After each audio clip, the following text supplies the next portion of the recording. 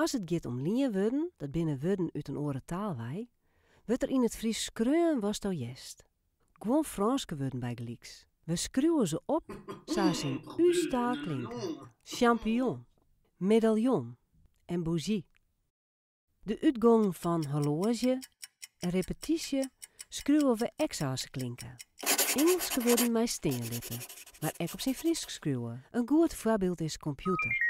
Dan has nog de uitgang SCH en ISCH. Daar maakje we SK of ISK van. Lik als in allergisch. Talen en nationaliteiten krijgen hieltijd SK. Bij gelieks Engels, Frans en Duits.